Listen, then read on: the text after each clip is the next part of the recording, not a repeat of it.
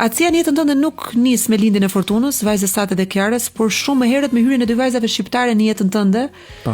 Moment ky i cili mua më ka bërë të dua më shumë ty si njeri. Unë i njojta këtu në Shqipëri, tek një shtëpi, i quhet shtëpia Rozalba. Thjesht më ftuan të shkoja të vizitoja atë vend. Njojta këto vajzat, nuk ishin 2, ishin 3. Po një nga 3 nuk donte të jetonte në Itali. Tha jo, më pëlqen shumë Shqipëria. Vajzat jetojnë me ty në shtëpi apo jo? Po, 2 nga këto vajzat, Klodi dhe Lume, erdhen tek ne. Wendy nuk erdhi. Wendy po të kapa. Moj Wendy. Se nuk e donte Italian, nuk duan të jetojnë në Itali, më pëlqen shumë Shqipëria. Mirë, thash si dush. Klodi dhe Lume erdhen në moshën 18 vjeç, por ne e njohim që ato ishin 15 vjeçare, ishin të vogla. Ishte një birsim ndërkombëtar, kishte rregulla të tjera, ishte shumë e komplikuar.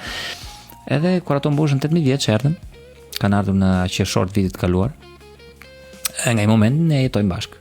Ti këtu ke treguar një version të vetes tënde që e bëjnë nuk e di sa përqindje vogël e gjithë njerëzve në gjithë botën, edhe ke sigurisht duar trokitjen edhe vlerësimin e gjithë kujt për këtë që ke bërë. Bravo. Jo, të them drejtën, unë nuk dua duar trokitje, as nuk dua edhe ta thosh, të them drejtën. Po vetëm arsye që ka dalë është fakti që nga një moment në momentin tjetër ne në vend ishim 3, ishim 5, edhe njerëzit bënin pyetje, kush janë këto?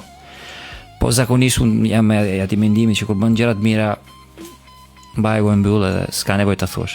Partneri jote ka qenë dakord apo jo me këtë vendim? Kjo është vendim që ka buruar nga ti dhe nuk e kam vendos vet, absolutisht, po e kemi diskutuar edhe them drejtën nuk e kemi diskutuar se herën e parë vajtëm me pushime, edhe kur ato ikën, shtëpia rani një qetësi shumë të madhe, edhe ne Kiara qante si fëmijë, nuk merrte të vetën.